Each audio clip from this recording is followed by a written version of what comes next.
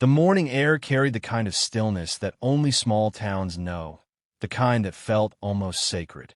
The snow had fallen overnight, soft and unhurried, blanketing the open fields around Carson Ranch in a gentle hush. Miles Turner leaned against the worn wooden fence that ran along the property line, the cold biting at his fingertips through his gloves. He'd been up since before dawn, as always, feeding the horses, checking the fences, and trying not to think about how quiet the house had become since his wife passed away 3 years ago. The silence used to be peaceful once. Now it was just empty. The world seemed to keep moving while he was stuck in the same place, doing the same chores, keeping busy so the memories wouldn't flood in. He never imagined that this very morning something, or rather someone, would find a way through that silence. He first heard the sound of giggles before he saw them. 2 small figures stood by the fence near the road, bundled up in oversized coats and wool hats that didn't quite fit. One was holding a small paper bag, the other clutching a stuffed rabbit that had seen better days. Miles frowned, unsure if they were lost. He walked over, his boots crunching in the snow, and as he drew closer, 2 pairs of bright brown eyes lifted to meet his. "You girls okay?" he asked, voice gentle but cautious. The older one, maybe 7, took a hesitant step forward. "Mister, are you the man who owns the horses?" she asked, her voice trembling slightly. "That's right," Miles replied. "This here's my ranch." The younger one, barely 5, peeked from behind her sister and whispered, "They're so pretty, we saw them from the road." Miles crouched down so he was level with them. "You girls live around here?" he asked. The older one nodded, pointing toward a small cluster of houses down the road. "We live with Miss Annie. She takes care of kids sometimes," she explained, her tone too grown up for her age. Miles recognized the name. Miss Annie ran a foster home in town. His chest tightened as he realized who these children must be. "We were walking to the bakery," the younger girl said softly, holding up the paper bag. "But we wanted to see the horses first." There was something in her eyes, a mixture of curiosity and sadness that made his heart ache. "Tell you what," he said, standing up. "If you promise to stay right here by the fence, I'll bring one over." Their eyes lit up instantly, and he smiled in spite of himself. He whistled softly, and his favorite mare, Daisy, trotted over obediently. The girls gasped as the gentle animal lowered her head, letting them pet her nose. Their laughter rang through the cold air, clear and pure, the kind of sound that made Miles realize how long it had been since he'd heard something like it. For a few minutes, he forgot everything else, the grief, the loneliness, the weight of the years. When the girls finally said they had to go, the older one turned back and asked shyly, "Mister, can we come again? Maybe tomorrow?" Miles chuckled. "If Miss Annie says it's okay, you can come see Daisy anytime." He thought that would be the end of it. But the next morning, there they were again, 2 little shadows at the fence, waiting patiently, bundled against the cold. And again the next day, and the one after that. Sometimes they brought cookies from the bakery, sometimes just stories about school or the other kids at Miss Annie's. Little by little, their laughter began to fill the quiet corners of Miles's days.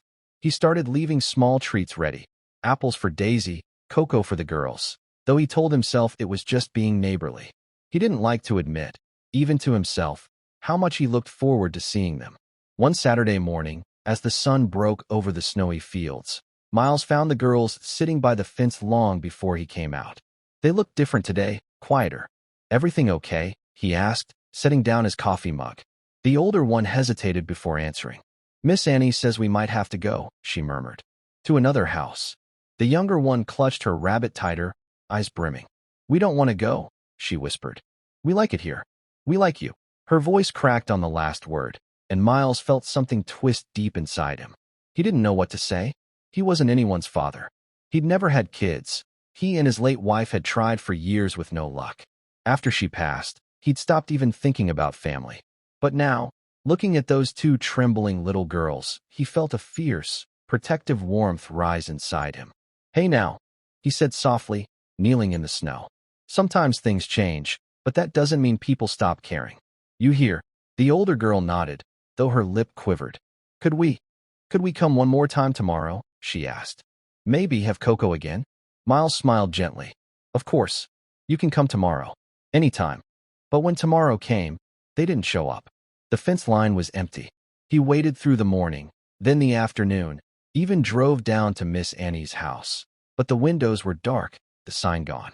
The neighbors told him she'd moved away suddenly, that the children were taken to another foster center 2 towns over. Miles thanked them quietly, then drove home in silence. That night, the house felt colder than ever. He sat by the fire, staring at the 2 small cups still sitting on the counter, untouched from the day before. Days turned into weeks, and the ranch returned to its quiet rhythm. But something had changed in Miles. He found himself pausing by the fence every morning, half expecting to hear those little voices again. One afternoon, he rode into town for supplies, and while he was waiting in line, he overheard a conversation between 2 women. They were talking about a shelter outside of town, overcrowded and underfunded, the same one where Miss Annie's children had been sent. That night, Miles couldn't sleep. The thought of those girls, cold, scared, wondering if anyone remembered them, gnawed at him. The next morning, before dawn, he loaded his truck with blankets, food, and toys. He told himself he was just donating supplies, doing something kind in their memory. But deep down, he knew why he was really going. The drive took nearly 2 hours through winding roads and fading snow. When he arrived, the building looked tired, paint peeling, a chain-link fence around the yard. Inside, a woman greeted him kindly. "You here for donations?" she asked. He nodded, glancing around the crowded room. Then he froze. Across the hall, sitting on a bench with their familiar stuffed rabbit between them, were the 2 little girls. The moment they saw him, their faces lit up like sunrise. "Mr. Miles," they cried, running toward him. He knelt, arms open, and they collided into him, laughing and crying all at once. He felt their small arms wrap around his neck, and for the first time in years, his own tears came freely. "We thought you forgot us," the older one whispered. "Never," he said hoarsely. "I could never forget you."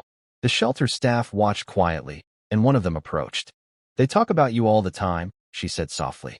"If you're willing, we're always looking for foster families."